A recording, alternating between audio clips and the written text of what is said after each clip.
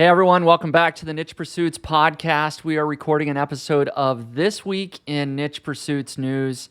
And of course, I'm Spencer Hawes, your host of the show here and founder of nichepursuits.com. I've got Josh with me today. You may have seen him a couple of times on the podcast before. Josh, welcome back. Hey Spencer, good to be here. And actually, this is the first time you and I have been on the podcast. Before I filled in for you, now I'm filling in for Jared. Exactly. Yeah, we got summer breaks. Jared's on a short summer vacation this week, and so you're filling in for us, which I really appreciate very much. For people that don't remember what you do, you actually are a growth manager over at LinkWhisper, and so you're help growing that software tool, LinkWhisper. You've done a great job, but that's your wheelhouse. Yep. You have a ton of expertise in SEO. That's your background, and so I just throw that out there for people that are listening in to know that, hey, you're super knowledgeable. You've spent many years in this space as it relates to SEO, affiliate marketing, and this whole world that we live in. So, yeah, thank you. Great introduction. absolutely. Yeah, you're welcome. And before we jump into the regular show, I do just want to mention, since we talked about LinkWhisper, that we are currently running a deal on LinkWhisper. If people just go over to linkwhisper.com, they'll see the countdown timer. It only lasts until tonight when this episode comes out. It'll be, maybe up for only another 12 hours. If you happen to miss that deal, go ahead and use coupon code PODCAST at checkout, and we'll make sure to get you a deal over at LinkWhisper as well. So just wanted to mention that for people that are listening in.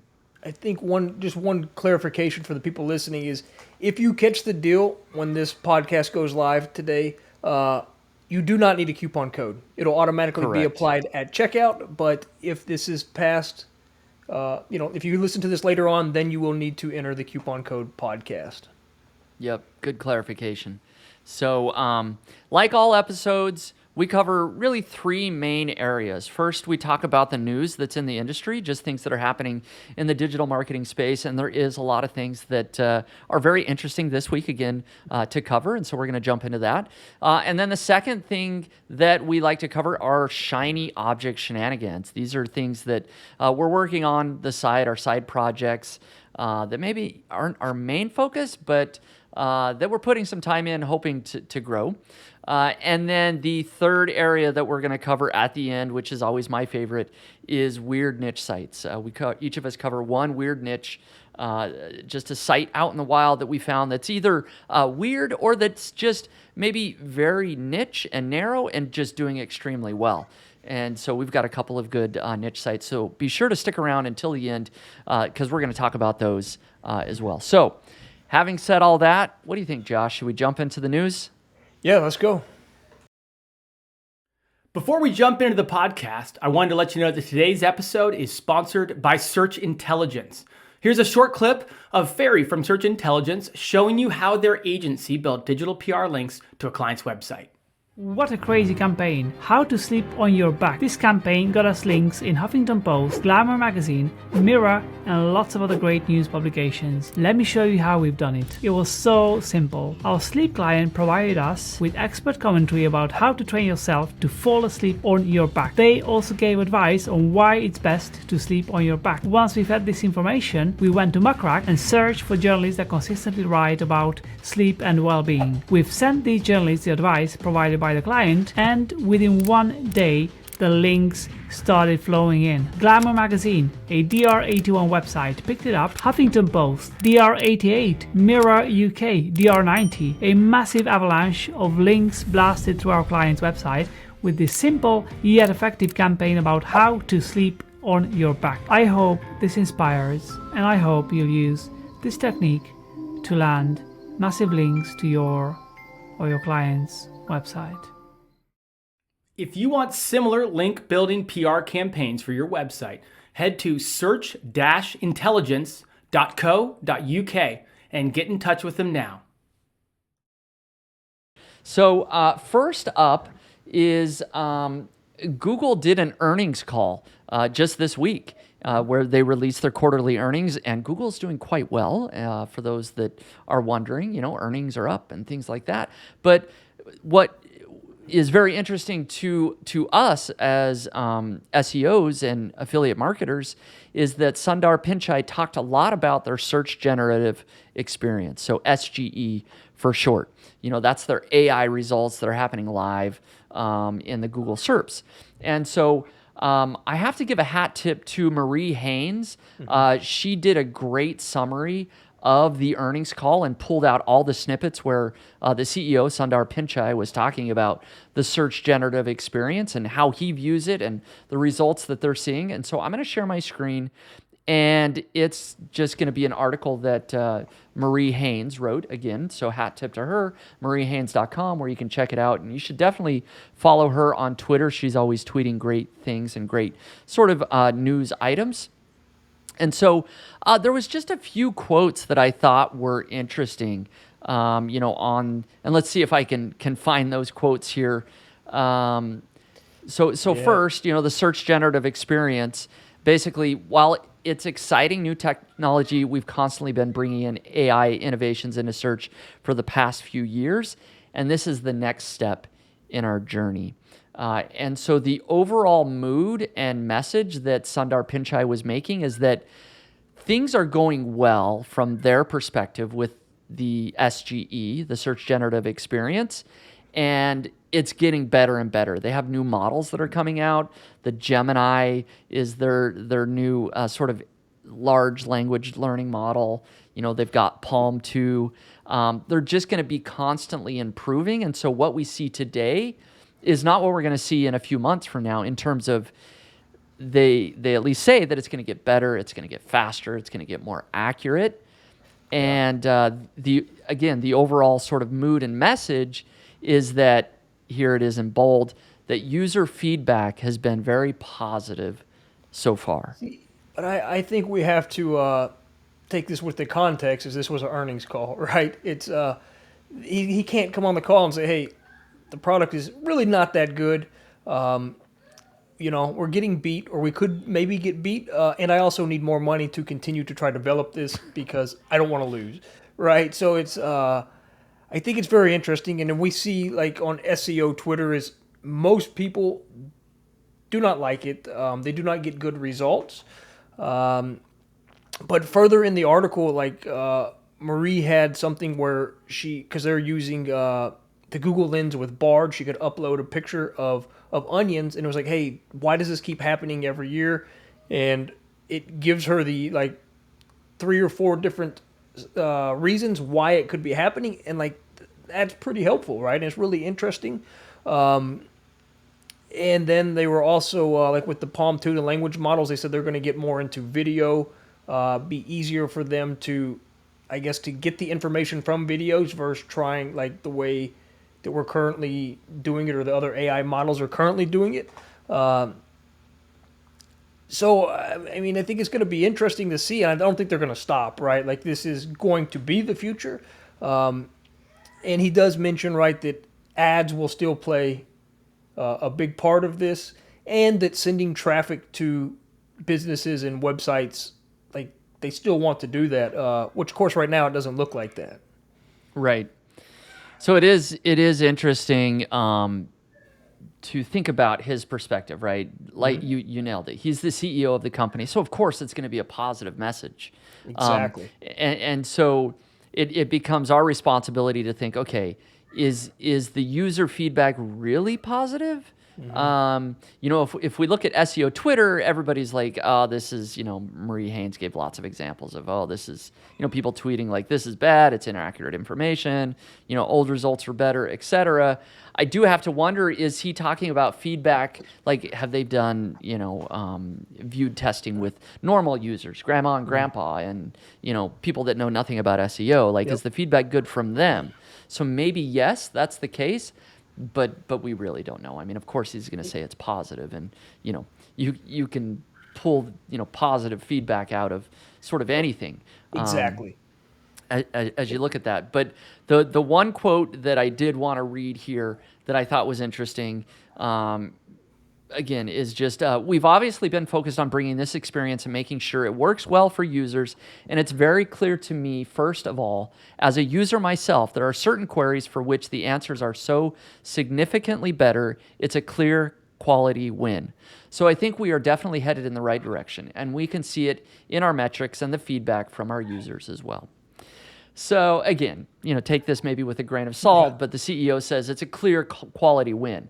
I think from all of our experience, sometimes the results are good and sometimes they're terrible, right? It gives false information.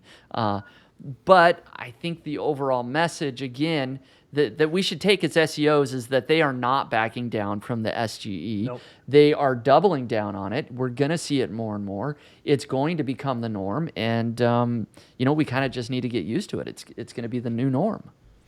And I think like Marie made a good point is like that search is not going to go away, which of course it's not, even with this. So it's adapting and understanding it as a SEO.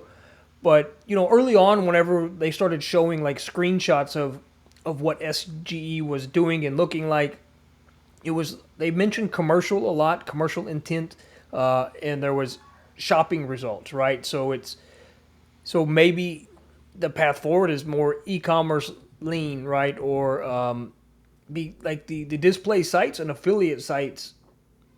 How much? I mean, I think they have a ways to go, but how much longer, right? If it's how to change a flat tire, well, you don't need to read a 2,000 word article on how to change a flat tire. They can just give you the bullet point list in 200 words. Right.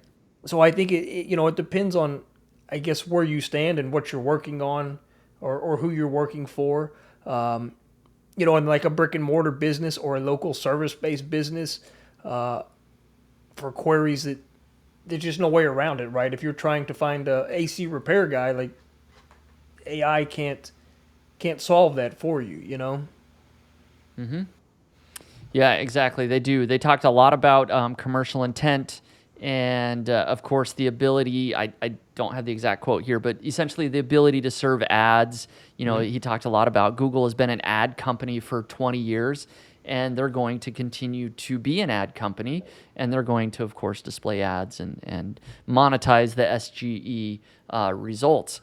One thing that we could do is that I do have access to the SGE experience in my normal, Google. So I'm seeing it every day on all of my queries now. It's just by default. It's turned on for me. Yeah. So it's not even how part do you of like beta. it? It's very mixed results. On mobile, I don't like it because it's slow. It takes a few seconds to get results. And so I find myself like it's thinking about generating, and I scroll past it and get the normal results. So on mobile, I don't like it because it's slow. Desktop, it's okay. It's about fast enough. But it's very mixed. It depends on the query. Kind of what you said. If it's very informational, like a quick answer, it's decent, and it's okay. But for other queries, I find myself scrolling past it. I would say probably at least 50% of the time I just skip it. It's like, I want real results.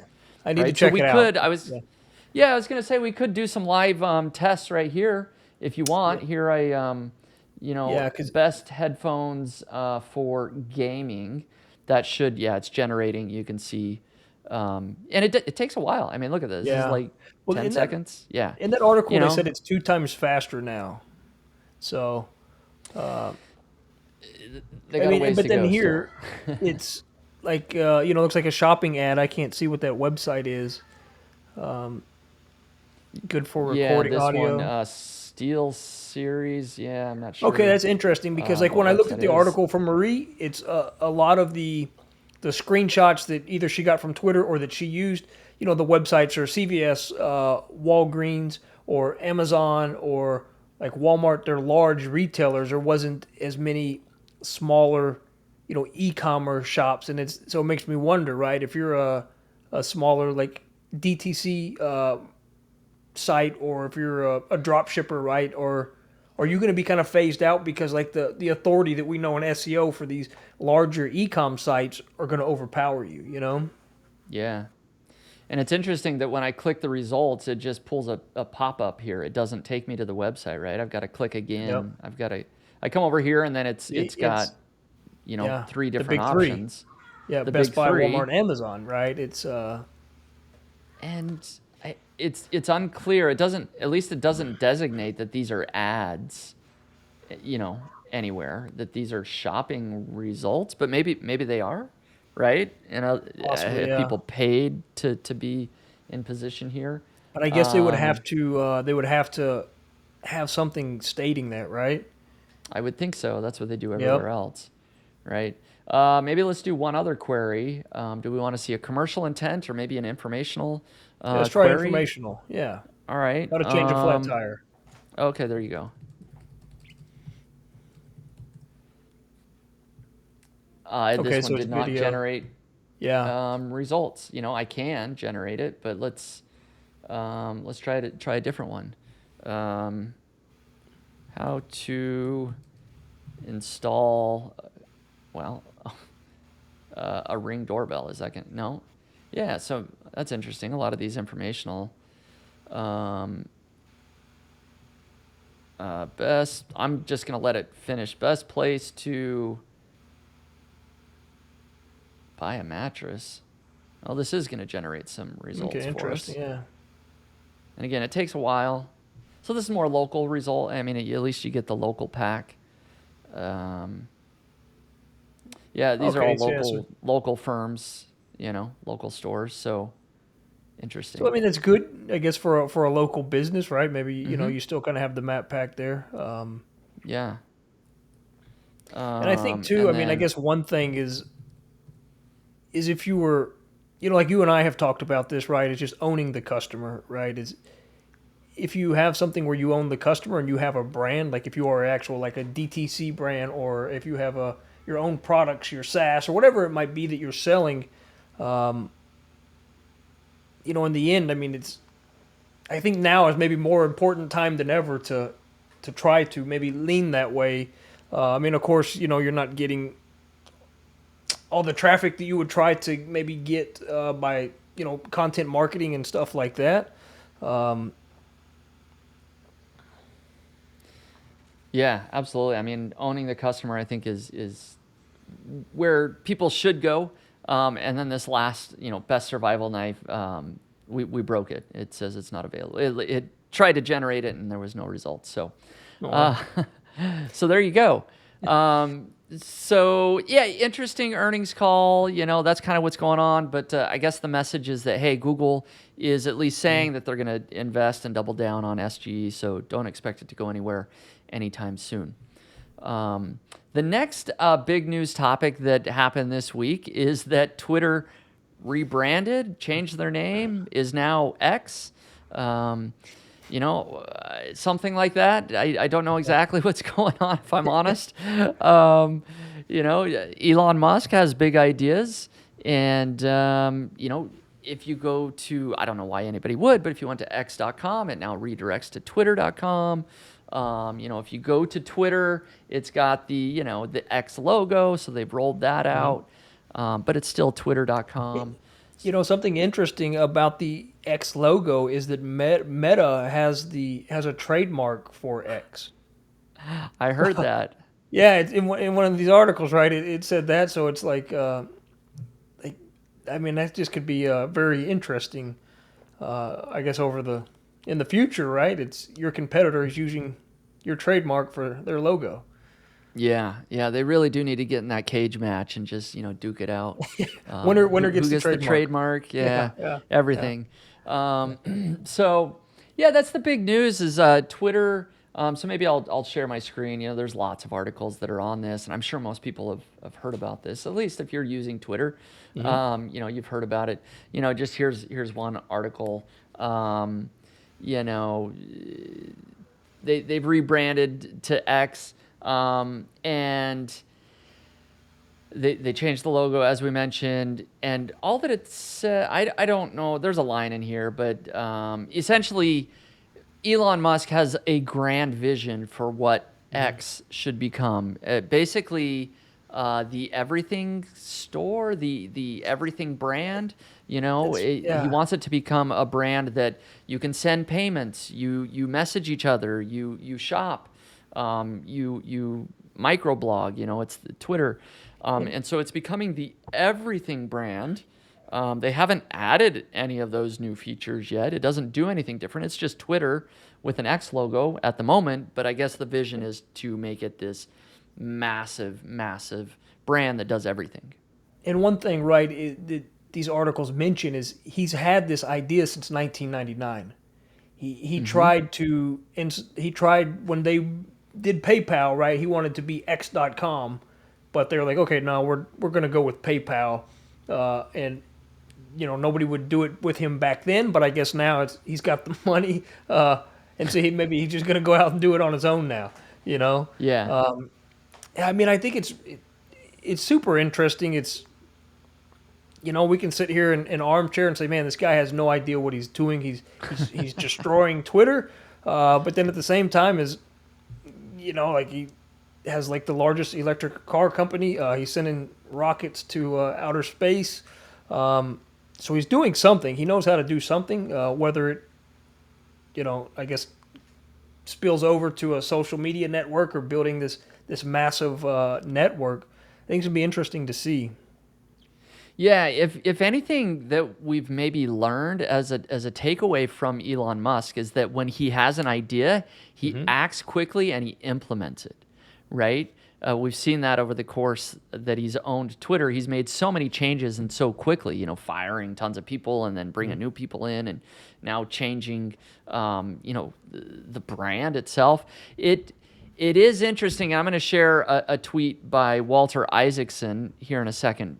About how long Elon has owned X.com, many years, but this does kind of feel like the sense that I get is that back in 1999 and 2000 he had this idea to have X.com be everything, but it almost feels like it sort of was revived when Twitter started doing poorly. I mean, we know that since Elon Musk took over, Twitter is not doing as well. It lost tons of advertisers, and lots of other metrics are showing that it's not making as much money. So it almost feels like when the light bulb went on one night, he's like, oh, I wonder if we could turn Twitter into my X.com vision. That's almost what it feels like. And he's making it happen, right? Yeah. But also, like mentioning the losing advertisers and money, is it due to the way he runs it, or is it the way people feel emotionally about him? And trying to stay in the middle, it's like people love him or they hate him, right? And I mean, I guess not to get too deep, but I guess time will tell, right? As if he can turn this thing around and bring his vision to life. Yeah. Yeah, absolutely. And so a very interesting tweet from Walter Isaacson. He's a biographer. He is writing a book on Elon Musk right now. He's followed him around for the last couple of years and basically says the infatuation of Elon Musk with the name X.com goes way back. And then he writes about some excerpts from his book. Again, we already kind of talked about it, that he really thought PayPal should be, X.com should be the name of PayPal when they merged. They fought over this. And so since 1999, 24 years, he's had this X.com vision. And so now he is, sort of celebrating that. And here's a couple of pictures, X.com back in, with Peter Thiel back in 99 or whenever this was, right? And here they are today, celebrating the new rebrand. So just fascinating to watch. We'll see. Will it make more waves? Will it just be a logo change and Twitter's not going to, do much different? We'll find out soon. I mean, I guess you got a site that has a large user base, so yeah, you kind of got a built-in audience there to try all these things with, whether or not they stick around and like it, but time will tell. Yep. Exactly. And so one other sort of side story related to this, imagine owning the Twitter handle @X, goldmine, right? Well, Innovator. Not quite so much. Twitter decided to just take it from the guy. Somebody has had the @X username since 2007. and all he got was an email saying, we're going to take over that username for you. And your new username is somewhere down here. If you can see the screen, it's X1234567899765. Something like that. It's like 10 characters. It's with wild. numbers. And he had, over 50,000 followers since 2007. And I guess they were nice enough to give him his followers and all of his tweet data, I guess, on his new account. But it's like he couldn't help the guy out with a better username, Yeah. No, so it's funny. They took the @X username, but they did offer him a visit to the X headquarters to meet members of the team. So maybe he's happy with that. And he said he's been there before. He said he'd been with a friend, wow. and they offered him merch, and he said, "Well, I want Twitter merch. I don't want X merch." So.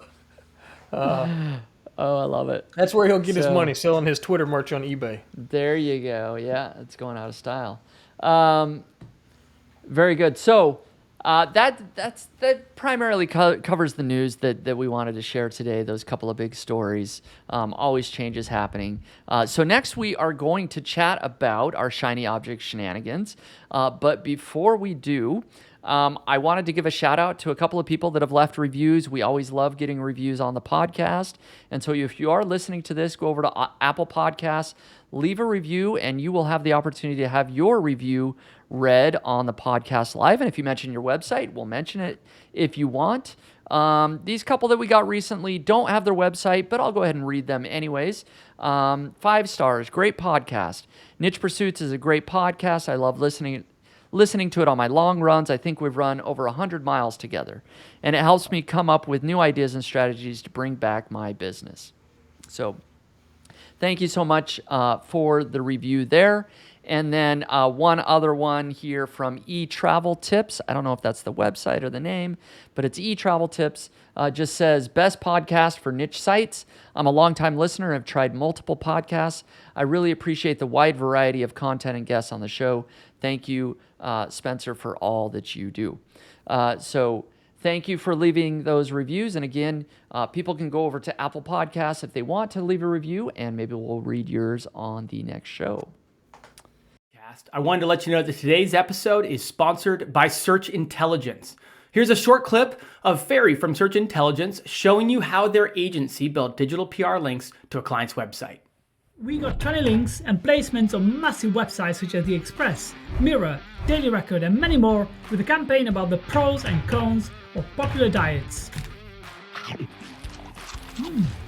about? This is exactly how we've done it. Our client is a very popular fitness client. We have asked them to provide thorough expert commentary about the pros and cons of the most popular diets. Once we have this information, we put this in a nice email and send it out to 15,000 journalists from around the world that write about fitness.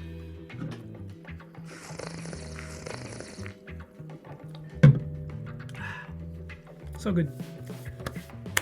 And unhealthy. Big publications picked up our story from the email, giving our client massive, juicy, saucy, healthy links that are 100% relevant to their website and that will keep the rankings of the website in a great shape. You see what I've done there? I hope this case study inspires and that you will start leveraging expert community type campaigns to land links to your or your client's website, just like we've done it with this campaign.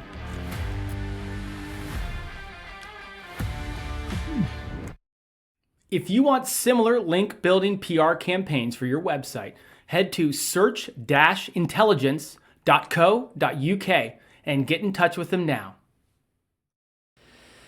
Okay, very good. So let's chat about our shiny object shenanigans, shall we? And maybe I'll go ahead and go first and jump into what I got going on. I do have a few things that I'm working on the side. One of those that I've talked about a little bit in the past is Rank Logic. So I did just launch a software tool called Rank Logic over at ranklogic.com. And I still call this a side project because, well, I just launched it. It still is not my main thing, but it took me a long time to get to launch. It feels great to get it out the door. and it was very well received. I will just simply say that it did better than I was expecting. Josh knows I kind of shared some numbers in terms of, I thought, I'll be happy if it does X, and well, it did more than X, right? And so I'm very happy with that. But we've continued to develop it. One of the newest features that we just launched since, I released it, so just in the last week, basically, is that, and I'll share my screen maybe, so people Maybe can just see a this. quick overview, also for if anybody's new and doesn't know, I guess, what exactly the other features were. Yeah, very good. So Rank Logic is an analytics dashboard, a keyword tracker, and also a content update tracker. So it allows you to see, if you're seeing my screen, you can see the positions and the changes of all your keywords. You can dive into a lot of the data and start to figure out which keywords are performing best or which ones are performing worse.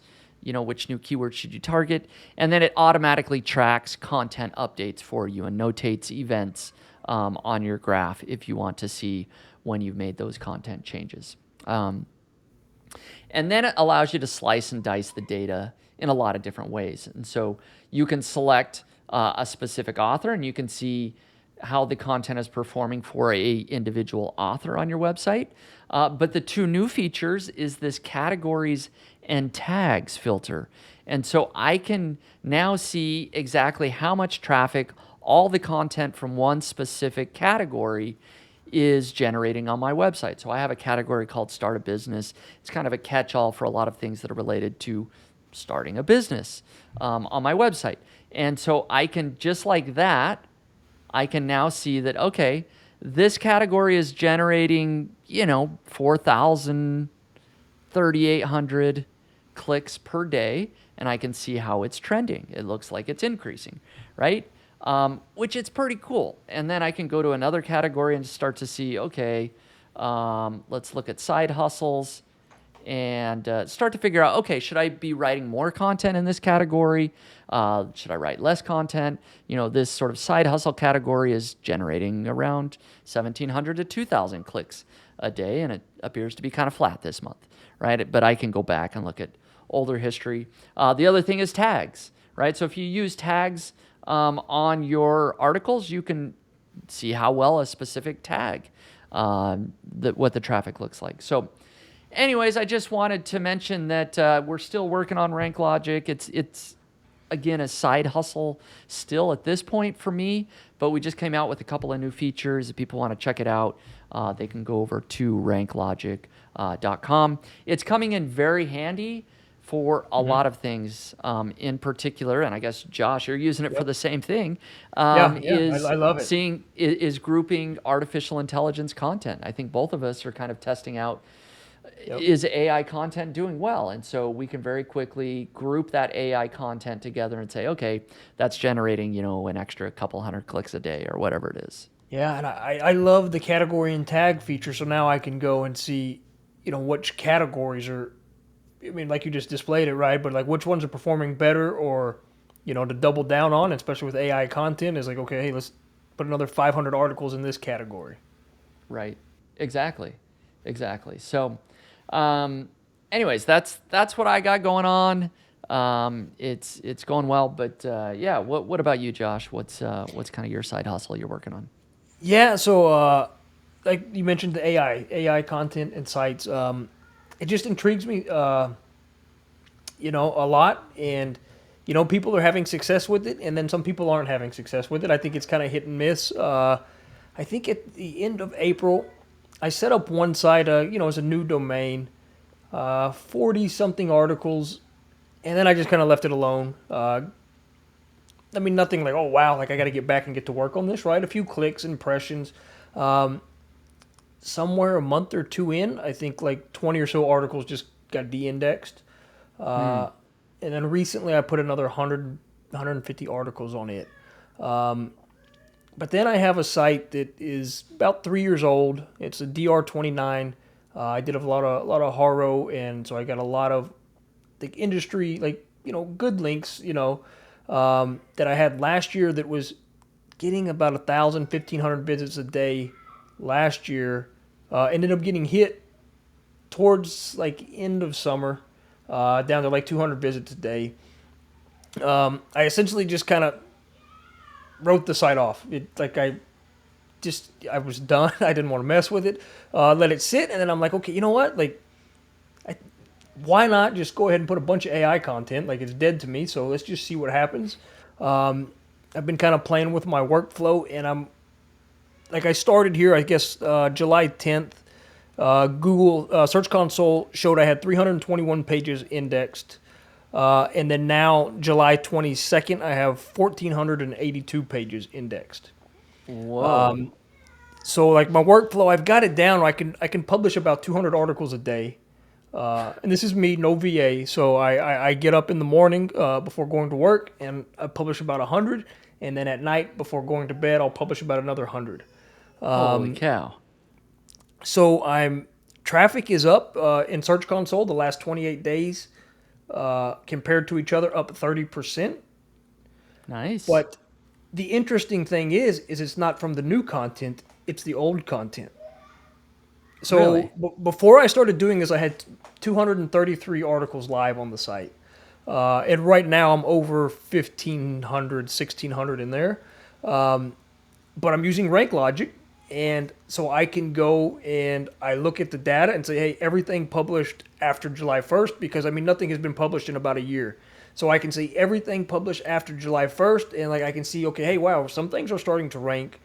Some things are getting impressions, some things are getting clicks. It's very minor, right? Mm-hmm. But when I see the impressions and traffic is going up on the site, it's all of the older content. So it's really interesting. And why one do you thing think that is? Well, there's been a lot of turbulence in Google, I guess, the last few weeks. And if I was to show like the traffic graph of this site, when it initially got hit, it was on a nice incline.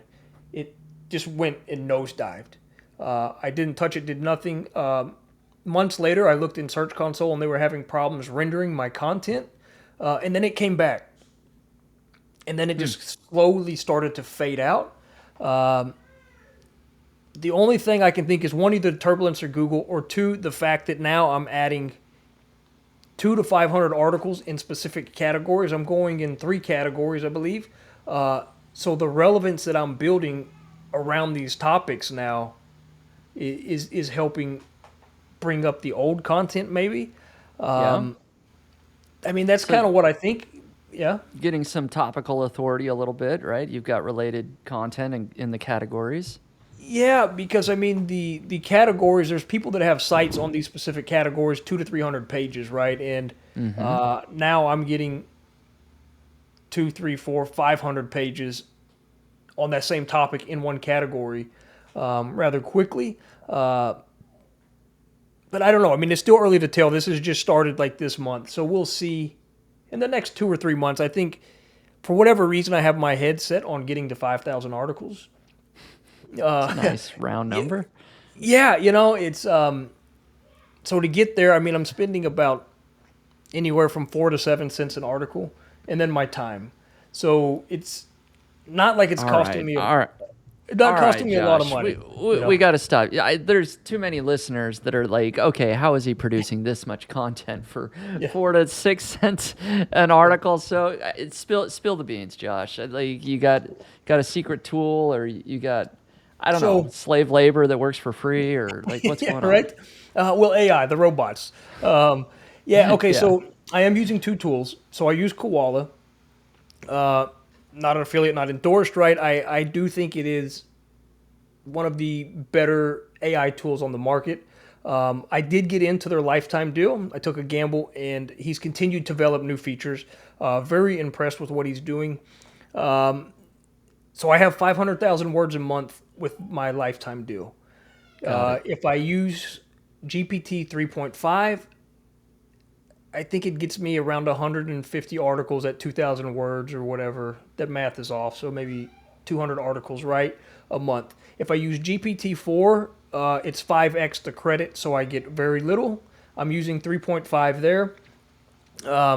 And then doing that, but then I'm using a ZimWriter, which is a desktop application, right? You got to download the file, put it on your computer, and there I use my own API key. I can use DaVinci 3.5 or 4. I'm using 3.5 there, so that's how I'm getting these articles for 5 to 7 cents. I've seen people they're using GPT-4 and they're around 50 cents, which again, 50 cents an article is not bad, right? But if you're publishing, thousands a week, it's going to start to add up. It could add up. Exactly, right? And for this experiment, I'm not prepared to do that. If it works and gets into Mediavine and starts making more money, then, I'll try other things. All right. But so, yeah, that's essentially it. All right. I go and pick a topic, say tires, and put it in Ahrefs and filter out all the questions. DR under 15, let it rip, pull it out, put it in the keyword cluster tool, pull that out, throw it into either tool. You each have a bulk writing tool, let it bulk write.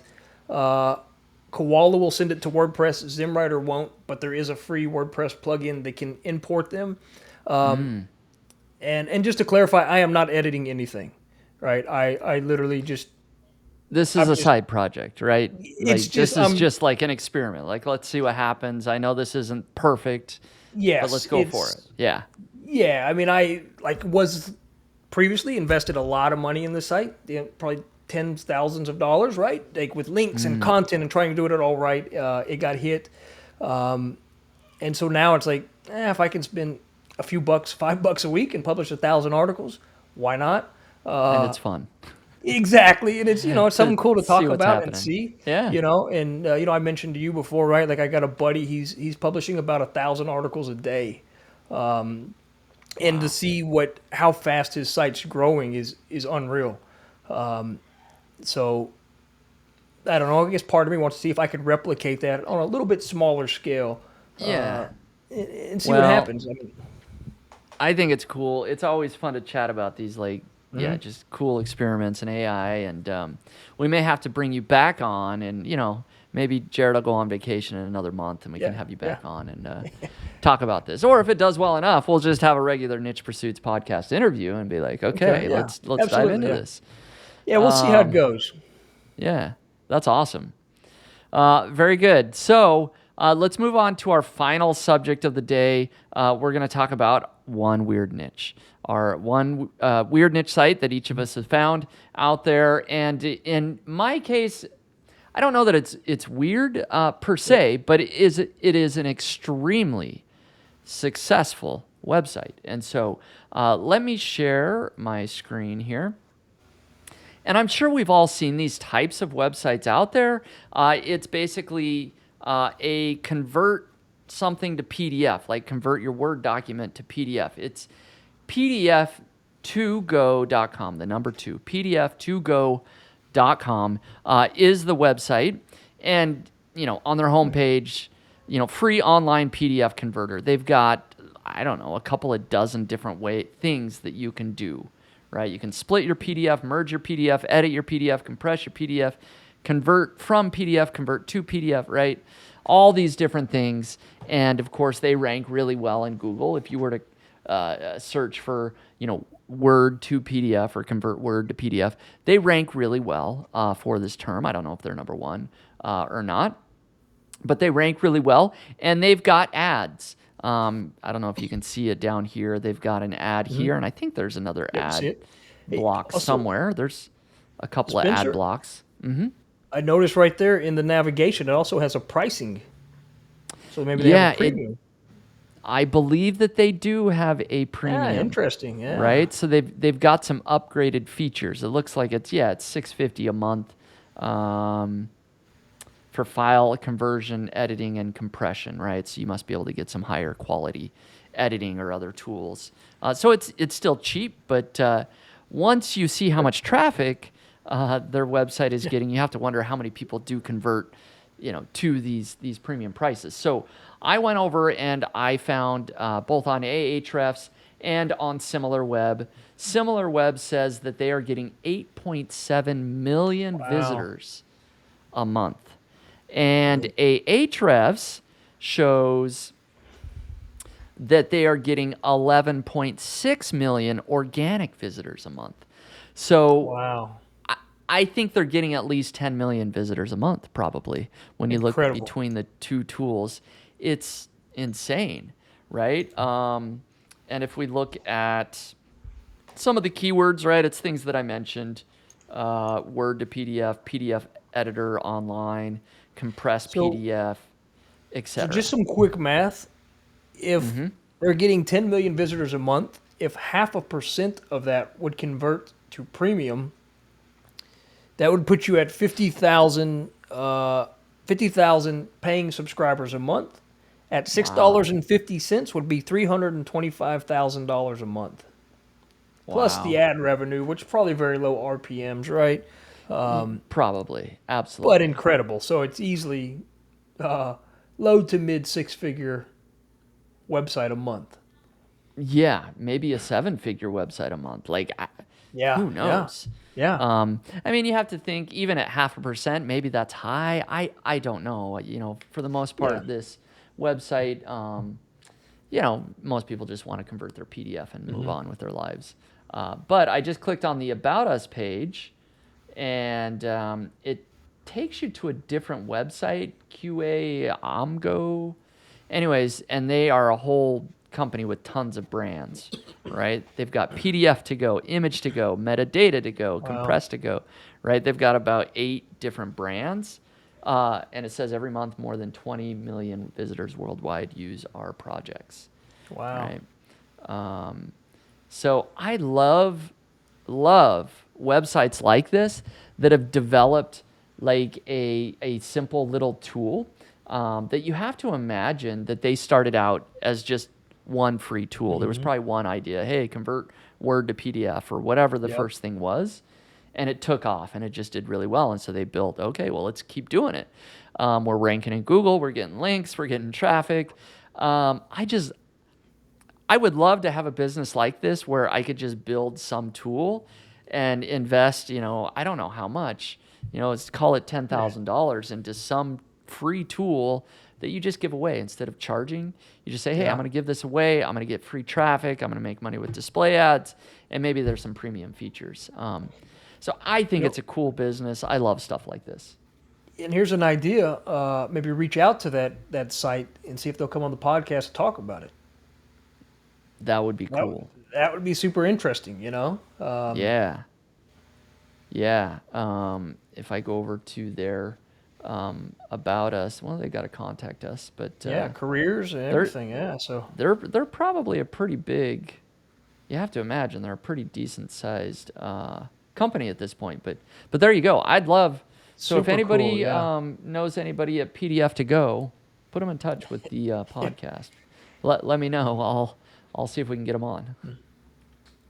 So, all right, Josh, what do you got for your weird niche site? Okay, so I guess somewhat similar, right? It's tool. Again, not super weird, but it's a calculator. Or you gonna pull it up, or you? Yeah. Let me. Okay. I got it right here. So this actually, I use this tool every week. So every week to track Link Whisperer's KPIs to see where we're at, like what's going good, what's not going good. And I like to see what the percentage, like where it decreased to increased or where we're at. And this is the tool that I use. And I found it, just a Google search, percentage calculator. So, you see there, it's just 3 different types of percentages. You put in any numbers and it'll calculate it for you. And then, of course, right, it's just a display ad site. But I think it's intriguing so much already in itself. But then when I put it into Ahrefs, it intrigued me so much more because when I went to the top pages of this site, the site is only 3 pages. That's what I was just going to ask. It looked like there wasn't any navigation. Yeah, it's the calculator, it's a help page, and a privacy page. And that's it. Yep. And according to Ahrefs, it gets 220,000 visits a month. Back in 2020, I think they were around like 1 million plus visits a month. Wow. And I believe like if you Yeah. search it like percentage calculator, I think they're like in the top 5. So they're not number 1, number 2, number 3. And of course, I tried everybody above them, and this was the simplest tool for me that I felt like worked the best. I thought this was the best result. But again, I mean, it's like throw the tool up in a weekend, a couple pages, and and I didn't check to see how old the site is. Let me pull that up and look. It almost looks like, based on their Ahrefs graph, that it might be a redirect or something, because it looks like immediately in 2017 they, Yep, sure. their traffic went way up. It kind of looks like it maybe came from somewhere else. So I wonder if they redirected. Yeah, this domain says it's 15 years old, so it Okay. definitely should have more history. Yeah. Yeah. And then on SimilarWeb here, which I know you also had pulled up, looks like it says 2.4 million visitors a month. So pretty impressive. I'm looking now to see if I can see any redirects. Just at a quick glance, I'm not seeing them. Maybe they're further back. But yeah, I mean, super interesting, right? And then it's there's a few people on Twitter that are sharing these calculator type tools and these PDF type tools as well. And it's, I just wonder, is it still viable? Could you start right now and get one going and compete with these guys? But then, of course, you look at the AI content and say you could I guess build out a lot of related calculator content. Yeah, that's super true. interesting. Yeah, really interesting. Very simple. Like, it would be simple to replicate the calculator, right? But they've got sort of the legacy authority and domain that they're clearly ranking well in Google. So you'd have to replicate kind of all the links that they've got and accumulated over the years. So it'd probably be tough to compete on this exact thing, but maybe there's a similar concept in a different niche, right? At some other calculator or some other tool that would work.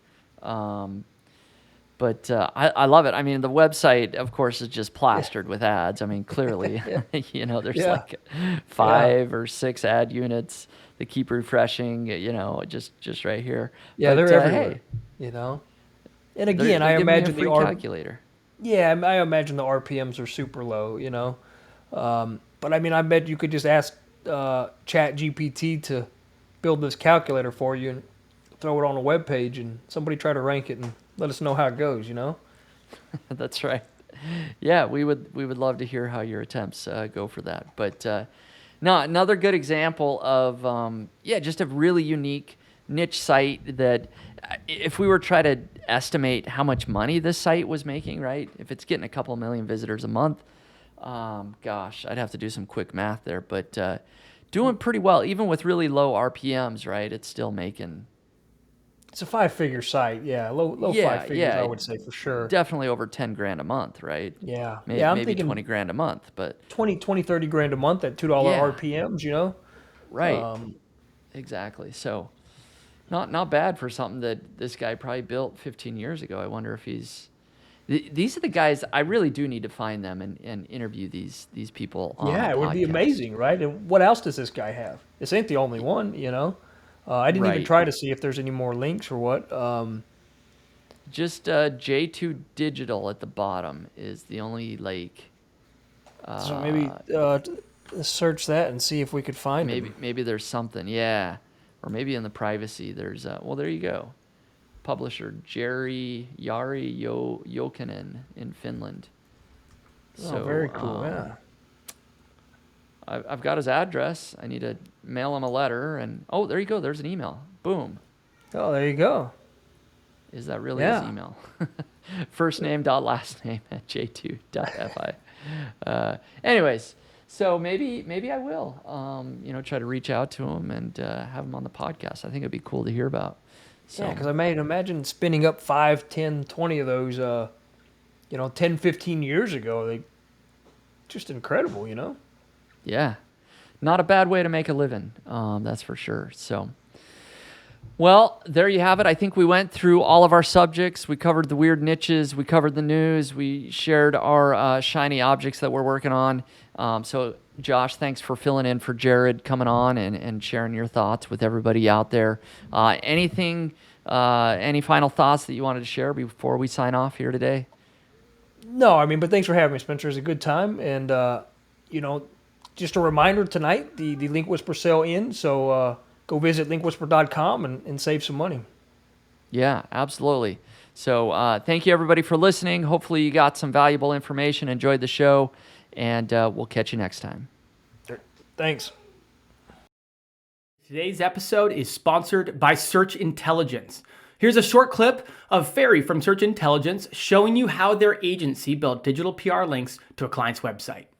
This is how we landed massive links for our client in The Sun, a DR90 website, and many other UK news websites. We have used freely available data from YouGov to simply find out what the nation's favorite car brand is and which brands people love the most. Of course, Rolls-Royce came out on top, Aston Martin second, and Jaguar third. We put these insights in a short email and sent it to journalists that write about cars and to national news desks on behalf of our client. Within a few days, our client got featured in all the Suns, as well as many regional newspaper sites in the UK, gaining DR90 links to their leasing comparison website. YouGov website is full of unlimited PR stories with data already available for free. All you have to do is to start researching their data and start asking the data questions. You will be surprised of the unlimited PR campaigns that you will find there that can help you build massive exposure and links to your or your clients' websites. I hope this video is helpful and inspirational. If you want similar link building PR campaigns for your website, head to search-intelligence.co.uk and get in touch with them now.